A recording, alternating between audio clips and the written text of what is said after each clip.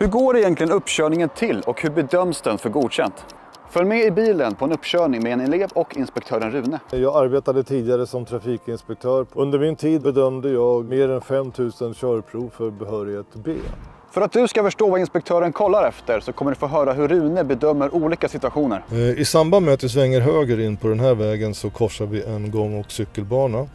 Du kommer få se vilka misstag eleven gör. Jag är tvungen att ingripa. Jag trycker på bromsen. Du kommer få se vad eleven gör rätt. Och här uppmärksammar Winston riktigt bra. Och till slut kommer du få se ifall eleven blir godkänd eller underkänd. Häng med!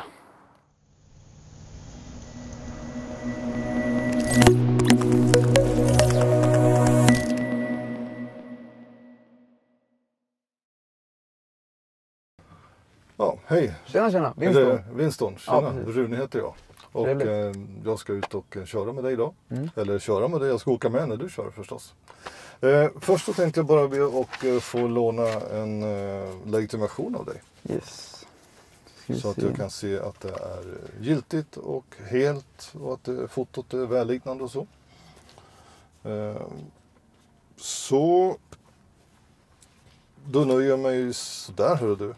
Så, då får du tillbaka den. Tack så mycket. Tack så jättemycket. Så, innan du kör iväg sen, innan du ställer i ordning och alltihopa, så ska vi gå ut och göra en del av säkerhetskontrollen.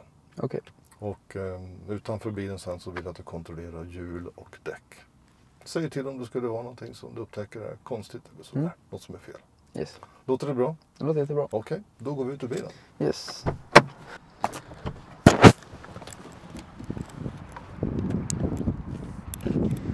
Då kollar jag på den här sidan först då. Så, ja. Absolut, gör det.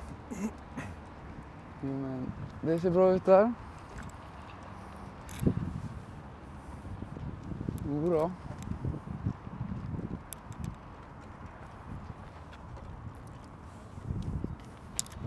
Det ser bra ut där. Ja. Tycker att de... Ja, då har Winston fått uppgift av mig att göra en säkerhetskontroll på hjul och däck. Och att man säger hjul och däck, det är för att det inte bara själva däckytan, gummit, som man ska kika på, utan inspektören. Jag i det här fallet vill också att man tittar på andra saker som har med själva hjulet att göra. Det vill säga fälgen, muttrarna som håller fast fälgen och alltihopa i chassit. Winston böjer sig ner och tittar, han känner efter och han kollar så mönsterdjup och så är okej. Han ser ut att kika efter yttre skador. Han backar ut lite grann också ifrån bilen för att få lite perspektiv och se lite grann så här hur lufttryck, det är så jag bedömer i alla fall som inspektör. Så att hade det varit någon typ av osäkerhet från min sida, liksom vad han höll på med, då hade jag kanske ställt någon liten sån här fråga till honom och så, men i det här fallet så bedömer jag att det inte behövs. Winston gör ett gediget jobb helt enkelt och tittar på hjul och däck på den här bilen. Att allting ser okej ut, Winston? Bara se så att de kände pysen åt. Känns tryggt att åka ut med de här? Ja, jag ska bara kolla andra sidan också, så kan vi köra kanske.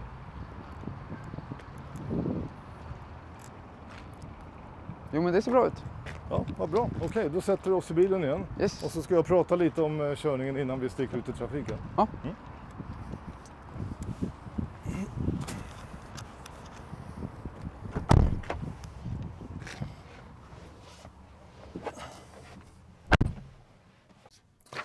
Okej då Winston, du har gjort en säkerhetskontroll och då tänkte jag att prata lite om körningen innan vi sticker ut i trafik. Och du kommer också få tillfälle att justera din kör- och sittställning om det är så att du behöver det. Du kommer få ut och köra i trafiken nu runt mellan 25 och 35 minuter ungefär.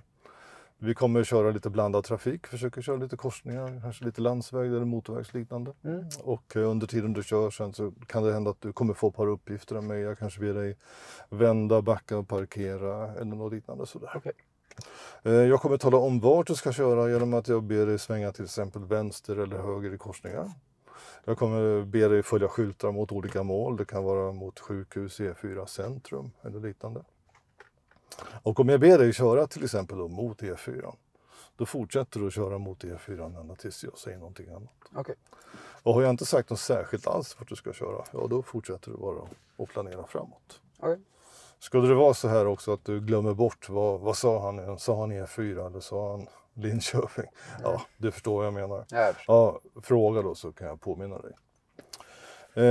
När du kör sen så kommer jag förstås att titta på lite olika saker under din körning och jag kommer utgå från det här protokollet. Det handlar om några så kallade kompetensområden.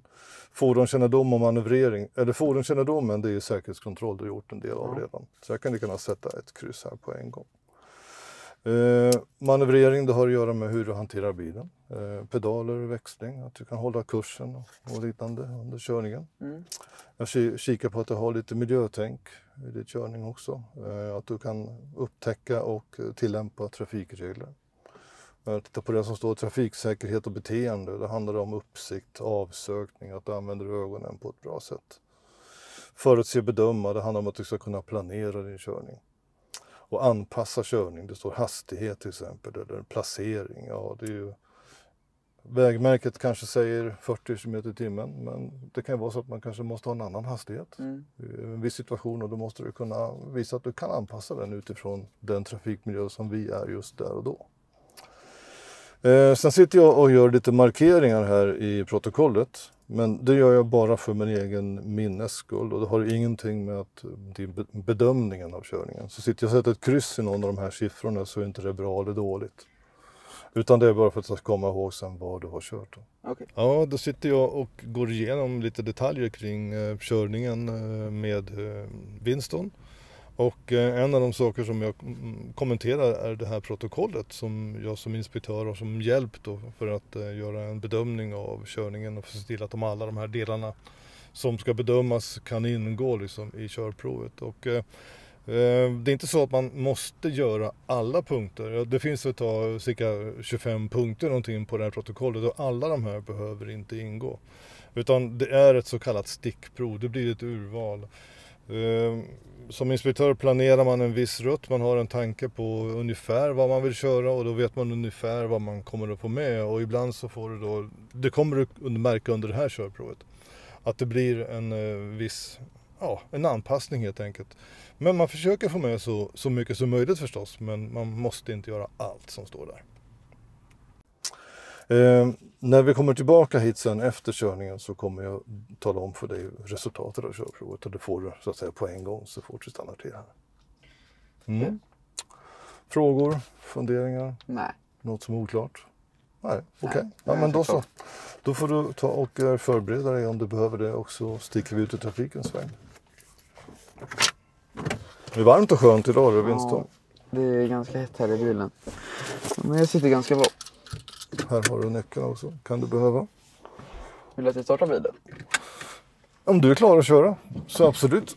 Vi ska köra ut där borta, lite till vänster borta vid flaggorna. Okej.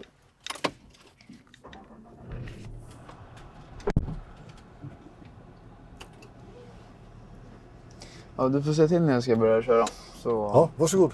Yes. Det är bara att du sätter igång. Är du osäker inför uppkörningen? Riskera då inte bli kuggad utan boka in en körlektion med Trafiko i Trafiko-appen för att se hur du ligger till. Bokar in en körlektion i appen så kommer våra lärare hämta upp dig på den plats du har valt. Och i appen hittar du även all teori du behöver för att klara teoriprovet. Så riskera inte bli kuggad, ladda ner appen och kom igång direkt.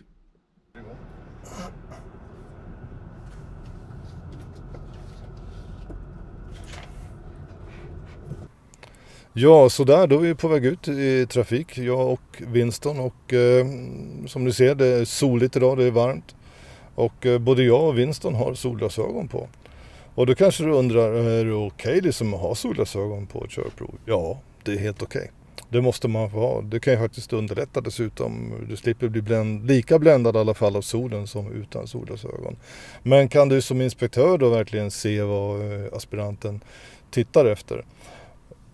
Ärligt talat så kan man ju få vissa nyanser i avsökning som Winston gör skulle kunna missas av mig som inspektör, men det totala som är gällande och på huvudrörelser och på hur Winston eller du när du kommer på ditt körprov hur du beter dig i olika situationer talar om för inspektören om du tittar och om du ser eller inte. Så att det är helt okej att ha solglasögon om du väljer att ha det, och vill du inte ha det så är det helt okej det också. Och här är det höger då.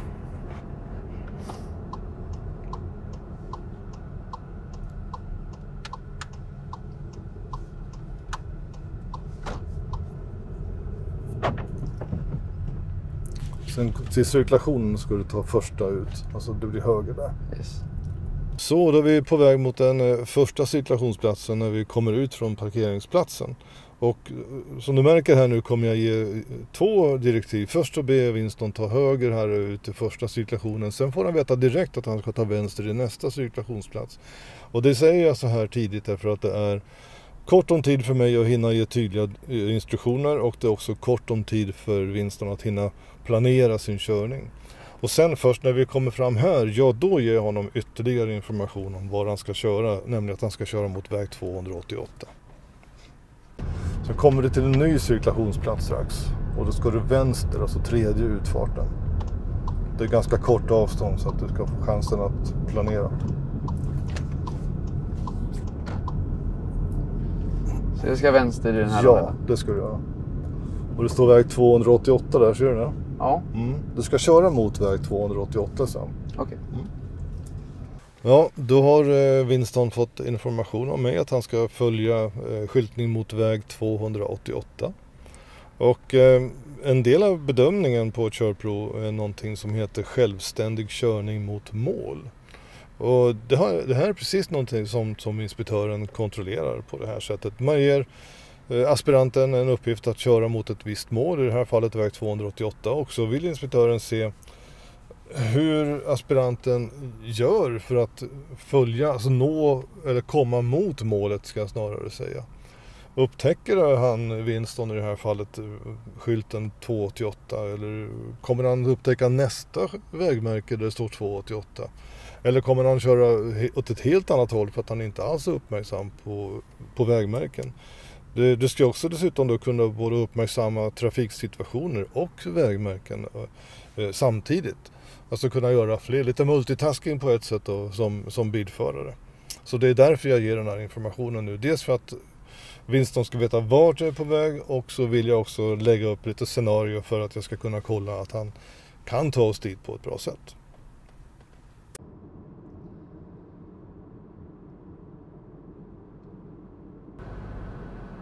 Det är ganska mycket trafik här.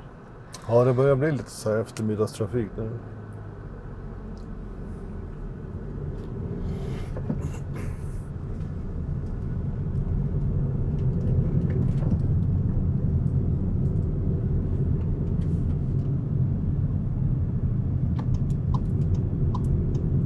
Ja, på väg in i cirkulationen och på väg mot väg 288 så har vi 2 stycken körfält i samma färdriktning här. Och som jag pratade om i början innan vi åkte ut så tittade jag en del på avsökningsrutiner förstås, hur man ser sig för till trafiken. Och när du kör ut i en cirkulationsplats med 2 körfält, eller ur en cirkulationsplats med 2 körfält, så måste du korsa ett annat körfält. Och det vill jag som inspektör att du faktiskt ser dig för. Här lägger jag märke till att Winston inte jobbar så här väldigt bra med avsökningsrutiner. Den så kallade döda vinkeln just i det ögonblicket han åker ut ur cirkulationen.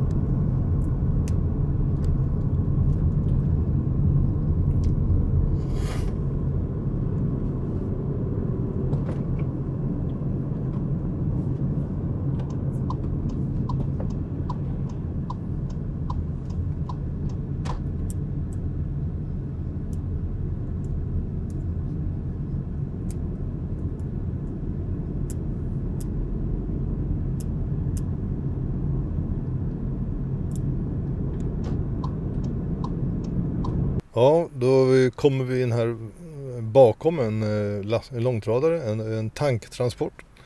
Och här bestämmer sig Winston för att göra en omkörning. Och vi måste som inspektör säga att han gör det faktiskt riktigt bra. Så jag som inspektör tittar ju på hur Winston kollar i backspegeln och i döda vinkeln precis när han går ut och byter körfält för att passera.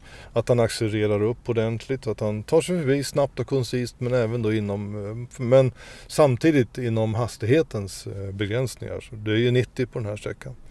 Och han tittar också exemplariskt innan han går tillbaka framför lastbilen. Så den här omkörningen, det är jag som inspektör riktigt nöjd med.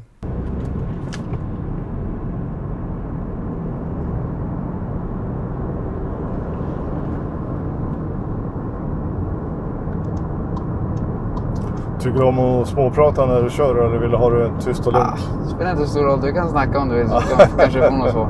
Ja, vi får se då. Men det är du som bestämmer lite grann hur du vill ha det, så därför frågar jag. Nej, men vi kan småprata lite om du känner för det. Ja, lite lagom sådär. Ja. Nu när vi är ute på sån här raksträcka så passar det bra att bara fråga Winston lite grann hur han vill ha det under körprovet. Det är nämligen han som aspirant, den som ska göra körprovet, som bestämmer om inspektören ska sitta och småprata lite grann under körprovet eller inte. Så att för mig är det viktigt att jag stämmer av och inte bara ta för givet att han tycker om att småprata. Vill du som aspirant, du som ska göra körprovet, att det ska vara tyst i bilen, då säger du det till inspektören. Var inte rädd för det. Fortsätter du mot 288 då? Yes. Östhammar. Nej då.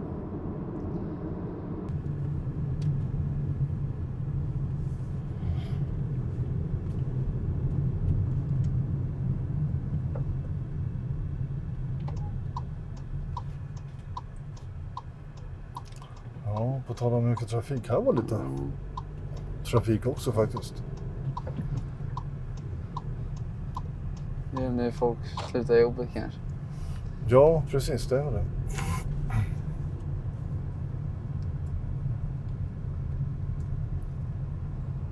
Bra. Det kommer ut en lastbil där borta, så den här vita hytten där. Ja. Du svänger in till höger där lastbilen står. Där ska du svänga in till höger. Ja, när vi kommer ut på den här vägen då mot väg 288 så märker jag här att idag var det väldigt mycket trafik. Så jag hade egentligen tänkt att Winston skulle få köra lite längre på den här vägen och svänga höger längre fram. Men jag märker att jag måste fatta ett snabbt beslut och därför så ber jag honom att ta höger på den första vägen in till istället där den här vita lastbilen står. Och det gör jag då med förhoppning om att kunna spara lite tid och inte ligga i en lång bilkö hela tiden.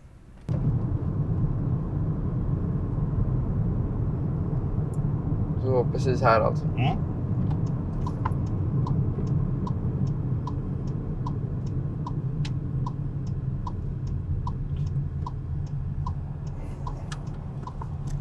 I samband med att vi svänger höger in på den här vägen så korsar vi en gång- och cykelbana. Och här som inspektör så skulle jag önska att Winston kikade lite i döda vinkeln, alltså snett tillbaka mot gång- och cykelbanan lite tidigare. Han gör den här kollen, men skulle det vara någonting som dyker upp där när han tittar, ja då känns det som att det är lite sent att kunna reagera på det. Så min magkänsla säger i det här läget, titta lite tidigare innan du korsar en gång- och cykelbana. Så kan du göra så att du stannar till här bara utmed. Precis vid sidan här? Ja, du kan stanna till. Så det kommer ingen trafik. Lite längre fram där du ser vägmärket 50 km/h. Ja. Där har du som en så kallad Y-korsning. Ja. Och jag vill att du kör fram där och så använder du den korsningen för att vända bilen. Okej. Och så ska vi då, hoppas vi, försöka ta oss ut igen på den här 288. Det var mycket trafik där, men jag tror vi ska kunna hitta en lucka. Yes. Eller vad säger du? Ja, men det Så, borde vi lyckas med. kör fram till Y-korsningen och så vänder du och så åker vi tillbaka mot 288 igen. Ja, då har Winston fått en uppgift av mig att han ska vända bilen och jag pekar ut platsen där han ska vända bilen, men han får själv välja hur han gör. Och under det här vändmomentet så tittar jag på hans uppmärksamhet, hur att han ser sig för, och jag tittar på hur han hanterar fordonet. Det här är så kallad manövreringsuppgift och då vill man förstås se att han klarar rent tekniskt att utföra en vändning samtidigt som han ser sig om i trafiken.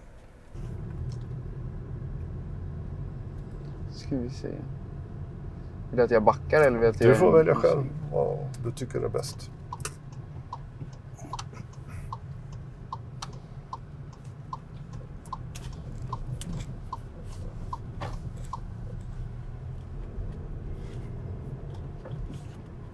Ja, Winston valde att göra en så kallad U-sväng.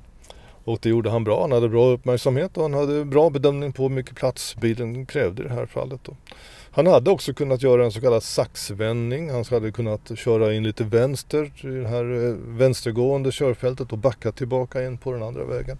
Det finns olika alternativ att göra. Vilket du än väljer så ska du visa att du har kontroll på situationen. Så du vill att jag svänger tillbaka vänster här alltså? Ja, precis. Vi ska vänster igen och det är ganska mycket trafik. Men du ska säkert kunna hitta en lucka.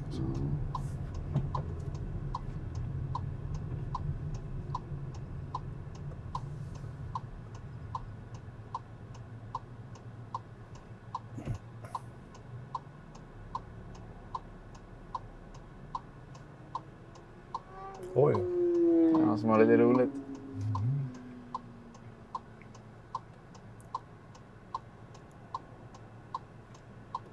Det kommer ju bilar hela tiden.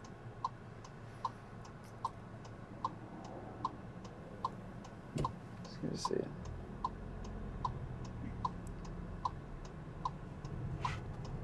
Den är på cyklisten. Ja, på väg fram mot korsningen tillbaka ut på väg 288 här så hamnar vi bakom en lastbil. Lastbilen kör ut och Winston kör fram mot korsningen. Fullt fokuserad på trafiken på körbanan och han missar cyklisten som kommer ifrån höger så jag är tvungen att ingripa. Jag trycker på bromsen för risken är annars väldigt stor att vi kör på den här cyklisten. Och här är ju en uppenbar brist på att Winston tappar fokus på de väsentliga delarna i trafiken. Och även om det är mycket trafik, det är mycket som händer så får man inte missa den här situationen. Varken du har körkort eller om du är på uppkörningen så får man inte missa en sån här situation. För det blir faktiskt riktigt farligt. Så. Pass upp. Det är inte bara bilister att hålla koll på. Nej, jag förstår det.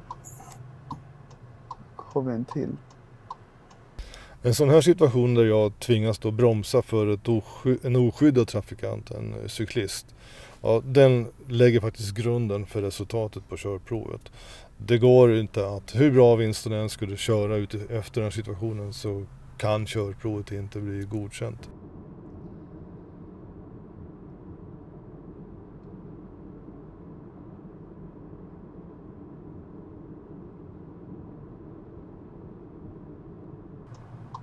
Ska vi göra så att vi tar och svänger höger istället? Ja, det kanske är enklare att ta sig ut höger och så får vi åka och vända lite längre ut istället. Jag tror att det blir enklare. Men att korsa två körfält. Vad tror du om det? Jo, men vi kör här. Ja, jag hade gett Winston direktiv att han skulle svänga vänster ut på den här vägen. Men vi märker nu att det är alldeles för mycket trafik och det blir svårt för Winston att hitta den här luckan och att våga ge sig ut på körbanan. Så jag ger andra direktiv istället och det här ska man inte se, i den här situationen så ska man inte se det som ett ingripande utan man ska se det som en hjälp. Man kommer till den här situationen med så mycket trafik då kanske man behöver stötta aspiranten, stötta Winston lite i det här läget. Så då väljer jag att be honom ta höger istället och så åker vi och vänder och så vi kan ha lite lättare att komma tillbaka in mot stan. Får vi göra en liten variant. Det får man göra ibland i trafiken. Ja.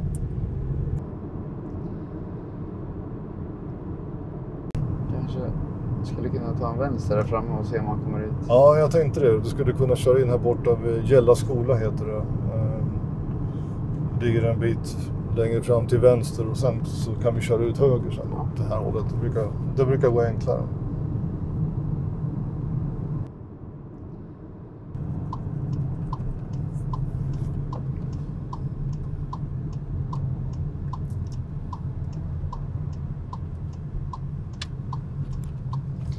Vill du att jag vänder här? Ja, du får vända igen. Det blir så helt enkelt. Du kör så, du kör in på parkeringen och så backar jag ut från en ruta.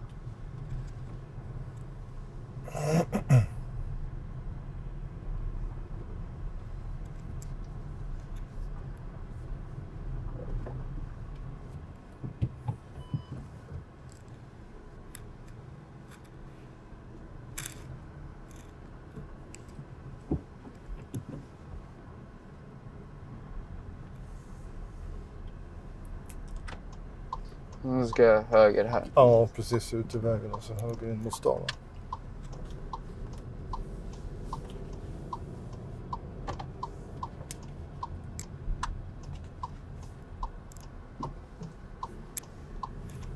Det gick ju mycket enklare att komma ut här, eller hur? Ja.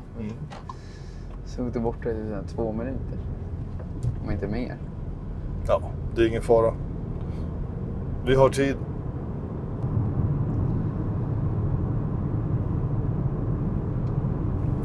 Så där, då har vi i alla fall lyckats vända och komma ut på den här vältrafikerade vägen. Och den här typen av väg kan man ju se som en ren transportsträcka bara från punkt A till B. Vi är på väg in mot stan igen. Men även här tittar jag som inspektör på hur du som aspirant beter dig. Vilken hastighet, håller du hastigheten? Hur jobbar du med speglarna? Tittar du lite bakåt? Vilken placering i körbanan har du? Ligger du centrerad eller drar du väldigt mycket ut mot mötande trafik? Alltså ligger för nära mittlinjen. Sådana saker tittar jag på här och Winston jobbar bra. Winston jobbar bra med placering, hastighetsanpassning. Vi kommer ifatt ett annat fordon här. Han kommer inte liksom upp i baken där utan han håller ett bra avstånd här. Så det här är som jag tittar på när jag åker med en aspirant.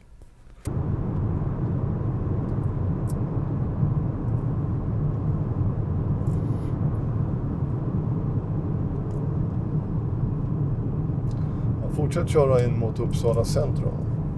Okej.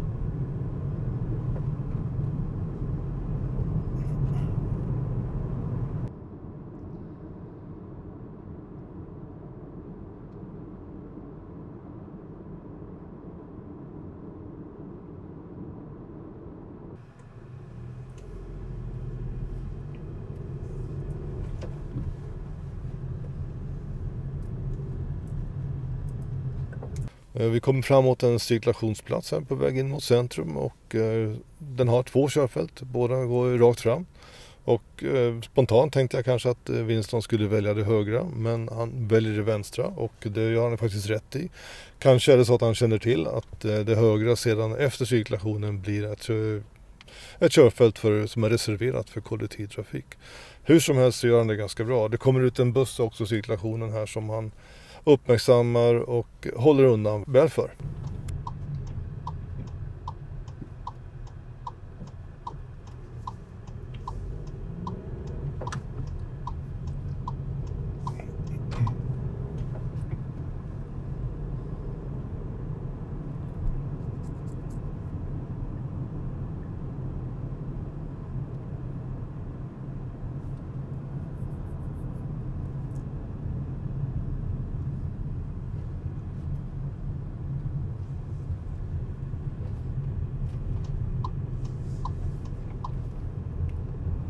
Sen så ska du ta och svänga höger. Det är första korsningen, eller första gatan in till höger. Okej. Här ska du svänga in.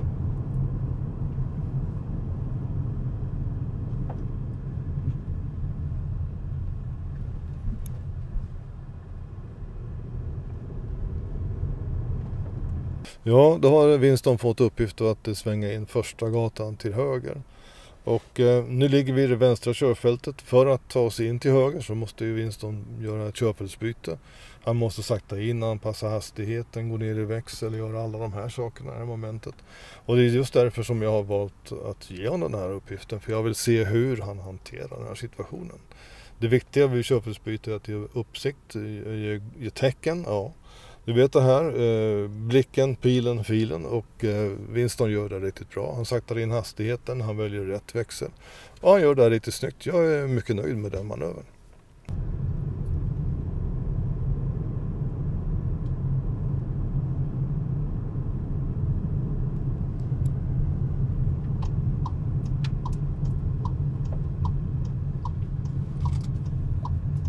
Så svänger du höger igen sen direkt till höger. Så bara fortsätta här? Ja, inte till höger direkt. Ja.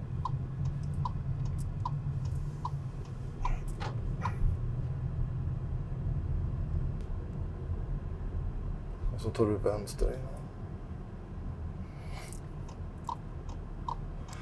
Passande gata för dagen. Solskensgatan heter den. Aha. Ja.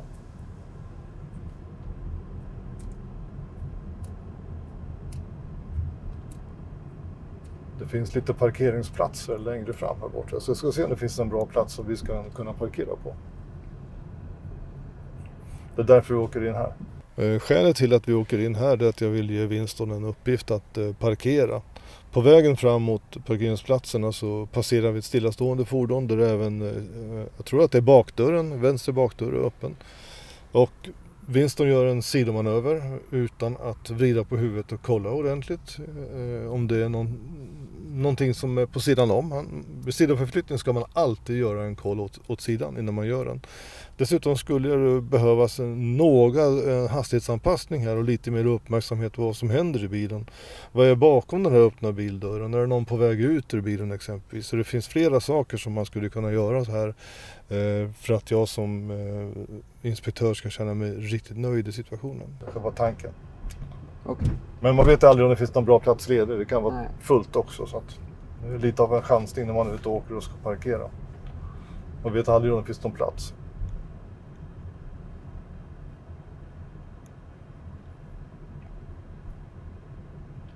En solig dag som idag kanske alla är i parken. De här p-platserna här, de är privata nämligen, så därför vi inte ska nyttja dem. Okej.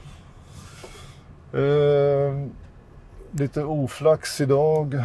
Finns inte en enda ledig plats för det, så att vi får svänga runt. Jo förresten, ja, det finns faktiskt en plats där. Om du stannar...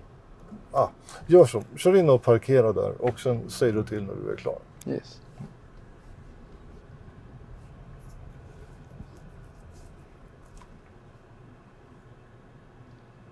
Nu skulle jag vilja säga att jag är klar. Du är klar, ja. Ja. Bra, men då tar vi och åker vidare igen. Yes. Samma väg ut som vi kom in då, Winston. Yes.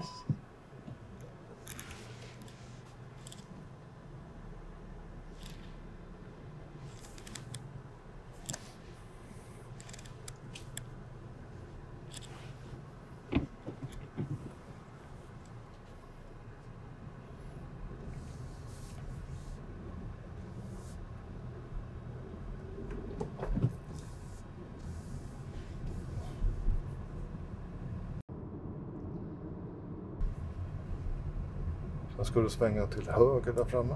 Okej.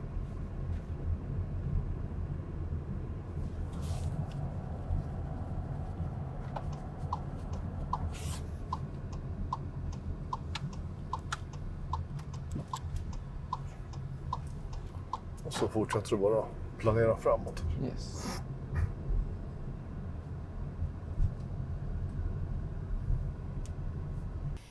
Ja, nu passerar Winston ytterligare stillastående fordon och även här så saknas den här den här avsökningsrutinen att vid sidoförflyttning kolla alltid lite till vänster, döda vinkeln först innan du gör den. Det ska sitta i ryggmärgen så fort du gör en sidoförflyttning och det vill jag förstås se då på körprovet att man har den reflexen med sig.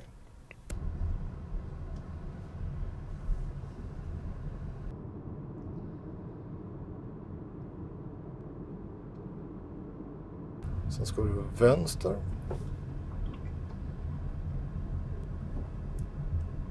Så fortsätter du rakt fram sen. Vänster och sen rakt fram.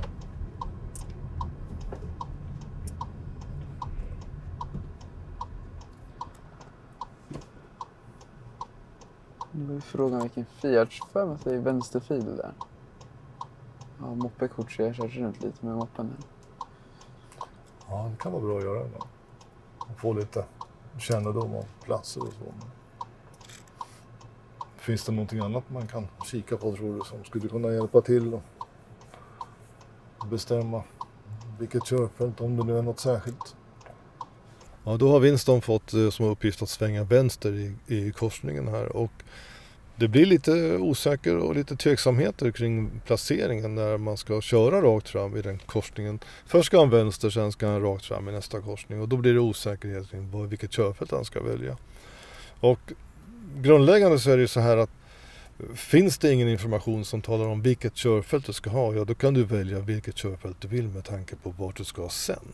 Så här stöttar jag Winston lite grann och ger honom lite tankar och tips hur han ska kunna tänka. Och det är någonting egentligen som kanske i sig inte skulle behöva leda till ett underkänt resultat. För det kan vara lite en svårbedömd situation också. Sen kommer det fordon ifrån vänster som Winston släpper fram och det hade han inte behövt göra egentligen. De ska väja för honom och sådär. Så att det är lite tveksamhet i just den här korsningen.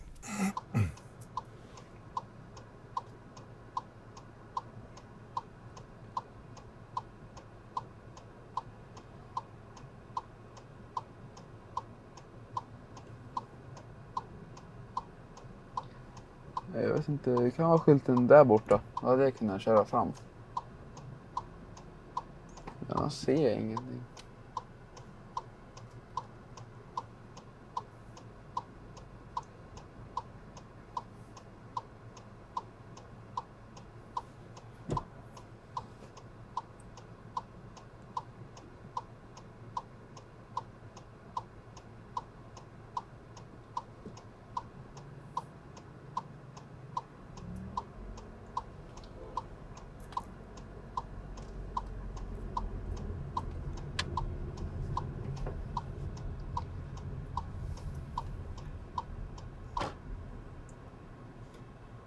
Jag tror inte det har så jättestor betydelse egentligen vilket körfält man väljer här faktiskt. Jag tror det finns några gamla slitna vägmarkeringar där men jag vet inte ens om de är relevanta längre. Mm.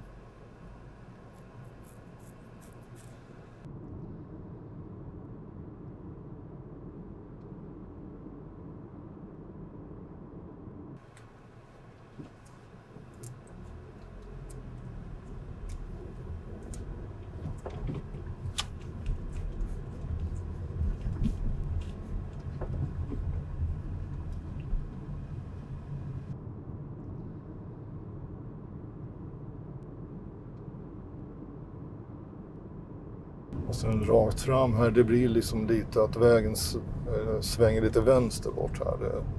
Det kan man kalla rakt fram. Okej.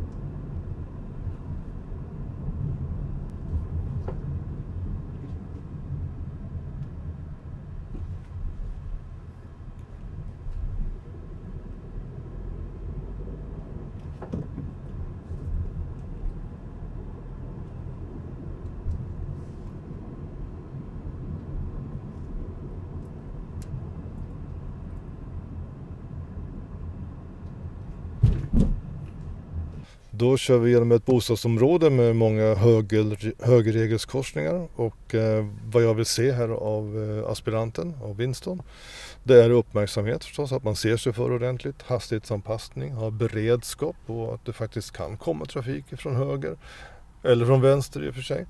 Och i det här fallet, när vi kommer fram till en korsning där det står en cyklist och väntar på att få köra, så bör Winston ge det större betydelse.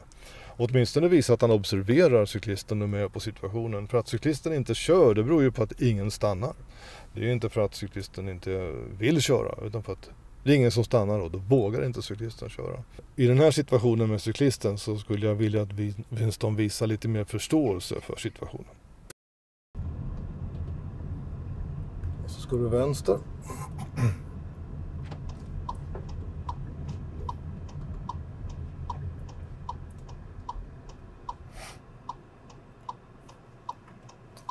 Är du uppvuxen i Uppsala och sådär? Jag är uppvuxen i Knivsta. Okej. Ja.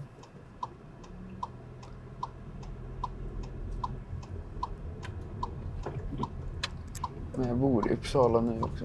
Mm. Ja, jag tänkte på om du hade koll på vad som har hänt, att det har förändrats så mycket de sista åren och så, men du kanske inte har följt med. Så gammal är jag nog inte. Man behöver inte vara så gammal. Nej, men jag vet inte om man märker det så mycket när man är liksom 14, Nej, kanske 13. inte. Sen om man inte har bott i stan heller så är det en annan sak.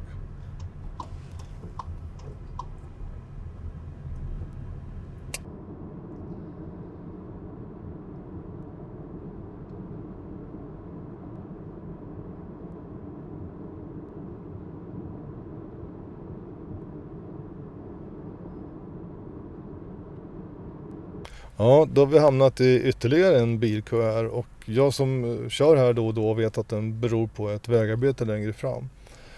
Vi ska så småningom, vi är tvungna att byta till vänster körfält lite längre fram och grundregeln i trafiken, det vet ni, det är blicken, pilen, filen. Alltså du ska titta först, sen ska du ge tecken, sen ska du byta körfält. Men i en sån här situation skulle jag vilja säga att du är tvungen att frångå den, för du måste tala om för de andra trafikanterna vad du vill göra så att de faktiskt kan hjälpa dig att göra ett körfältsbyte, och Winston gör det här jättebra. Jag får inte köra in framför dig. Titta, de var Ja, schysst. lite hjälpsam. Ja.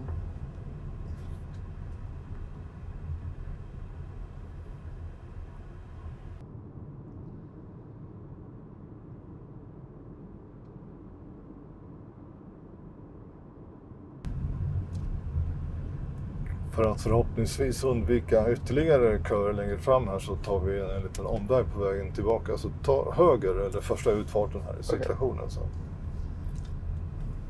Jag tror inte det blir någon omväg med tanke på att det brukar vara rätt så mycket trafik längre fram där.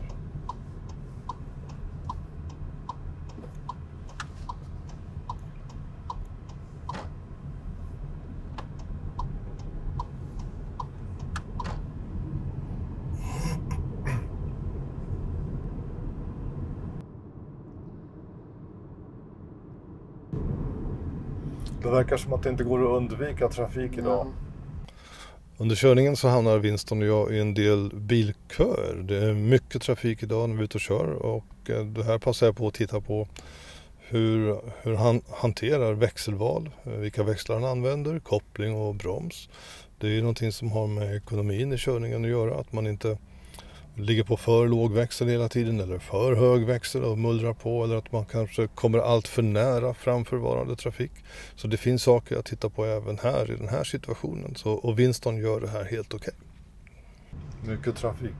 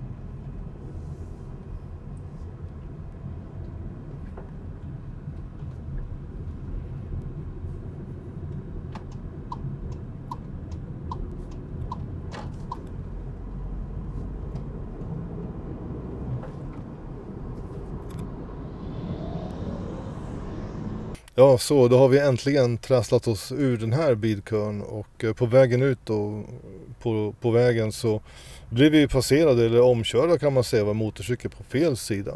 Och här uppmärksammar Winston riktigt bra. Och här finns också ett av skälen till att vi vill att ni ska titta ordentligt innan ni gör körfältsbyte, för alla kör inte om efter boken. Vissa kör om på fel sida, och om man då tänker att det inte är så viktigt att kolla då, så gör man faktiskt ett stort misstag, vilket kan leda till en stor risk.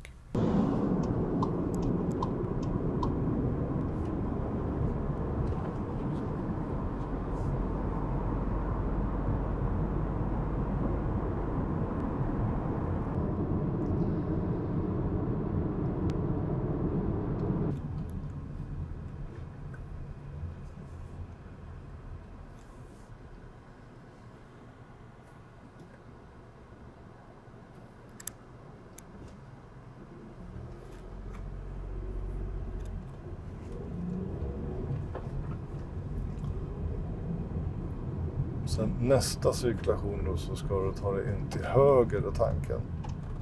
Första utfarten i cirkulationen. Yes. Men då hade vi den här bilköerna igen. Ja. De verkar förfölja oss och så är det vi som förföljer dem. Jag vet inte. Något måste det vara. Eller kan båda kanske. Ja, det kan vara så. Som sagt, du ska ju alltså höger där framme. Höger där framme. Ja. Eller om det är väldigt tjockt. Du kan ju ta ett varv extra i cirkulationen om du vill det. Det finns ju den lösningen också. Ja, men vi gör så istället så blir det enklare. Slipper hålla på att trycka in mig. Ja, om du inte hittar någon lucka på vägen här. Ja. Ibland öppnar det upp sig. Så. Nej.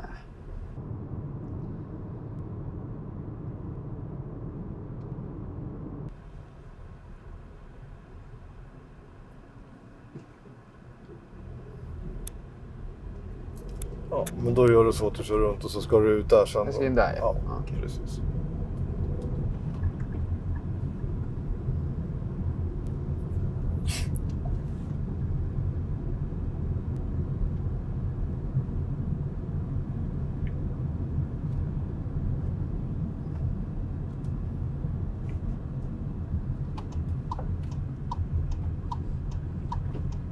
I det här så kallade extravarvet i cirkulationsplatsen så återkommer det ett mönster i Winstons körning och det är när vi ska ut ur den här cirkulationsplatsen. Ja, dels ser han tecken innan han tittar och sen när han då gör det här körfältsbytet, han korsar det yttre körfältet, så tittar han liksom inte förrän efter han har korsat det egentligen. Och det är som sagt var ett mönster, någonting som har återkommit under hela Winstons körning.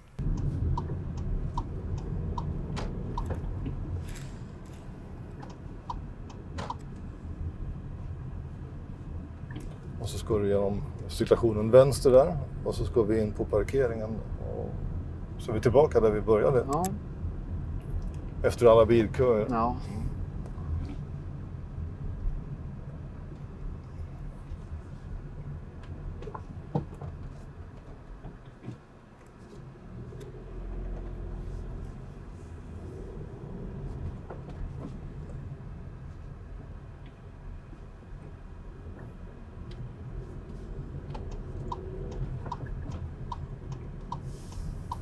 Sen kan du göra som så att du kör bortåt till vänster någonstans där borta. Bort till hörnet av parkeringen till vänster. Ja. Ungefär som vi stod förut och så kan du parkera där. Så. Ja, då är vi tillbaka på platsen där körprovet började och på vägen tillbaka så här så sitter man alltid och går igenom och funderar på det som har hänt under körningen och idag så är det kristallklart för mig att den här körningen inte kommer bli godkänd och det är ju på grund av en riskfull situation där en cyklist är inblandad och jag måste ingripa. Men samtidigt så sitter jag också och tänker på det positiva och det andra som har visat sig i körningen vad gäller avsökningsrutiner, hastighetsanpassning och uppmärksamhet och regeltillämpning överlag och sådär. Så att jag sitter alltid och funderar på de här sakerna. Så nu är vi på väg fram, ska parkera och Winston kommer få veta resultatet av körprovet.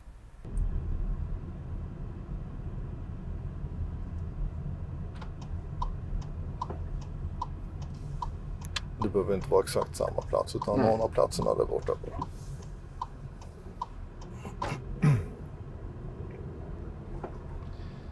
Ställer jag mig här då. Mm.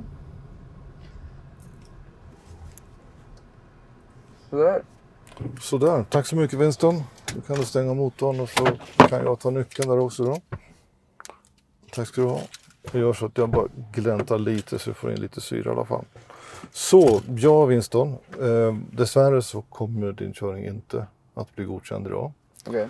Och det är några saker som tillsammans gör det. Dessutom då så är det en situation där jag behöver bromsa för en cyklist som då riskerar att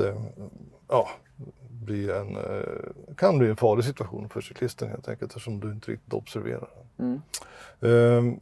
Sen har vi det är mycket trafik idag, det är mycket som händer men några saker till som du behöver tänka på när du kör och det är avsökningsrutiner. Jag pratar om det här lite grann om hur du tittar och hur du söker av. Och en plats där du kontinuerligt missar att kolla en sak och det är cirkulationsplatser. När du gör körfältsbyte, om vi kommer köra rakt fram så du ska byta körfält till höger eller vänster, då kollar du väldigt bra så här om det kommer någon så att säga på sidan. Så här. Då har du jättebra rutin. Men när du kör i en cirkulationsplats med 2 körfält och du byter eller korsar ett körfält så visar du inte att du bryr dig om vad som händer på insidan där. Det kan ju mycket väl vara så att det kommer någon annan där. Och på samma sätt som du kollar i den här vinkeln när du gör körfältsbyte annars så behöver du göra samma sak även i cirkulationsplatser. Framförallt när du har 2 stycken körfält som går bredvid varandra. Vissa tveksamheter angående regeltillämpning och hastighetsanpassning i korsningar, höger egen exempelvis. Det känns annars som du har övningskört en hel del, du har kört ganska mycket bil och du har lite driv i kroppen, kanske blir du lite rastlös ibland i vissa situationer. Vi har ju mycket trafik idag, så är det. Tyvärr så råkar jag leda oss mitt in i all trafik. Och det kan man ibland känna sig eller bli lite stressad över. Det kan jag också uppleva ibland när jag är ute och kör själv. Att det är sådär. Jag hoppas att inte det ska ha bidragit till något för det här. Men det bör det inte göra för att det ska man kunna hantera ändå liksom under sin körning. Ja, hur var det så här? Vill du boka ett nytt körprov ska jag informera om också. Ja, då hör jag av det till Trafikverket, kollar in på hemsidan exempelvis där då. Har du några frågor själv då, funderingar på det jag har sagt nu eller några tankar kring körningen, Winston? Nej, innan vi skiljs åt? Okej. Är du med på vad jag säger? Ja, det är jättetråkigt alltså, så är det. Men livet tar inte slut där utan det går vidare. Ja, förhoppningsvis gör det. Får man ta med sig någonting från det och förhoppningsvis så gör man det inte samma misstag i ett annat tillfälle en annan gång. Okej. Ja, men då så. Tack ska du ha, Winston. Tack själv.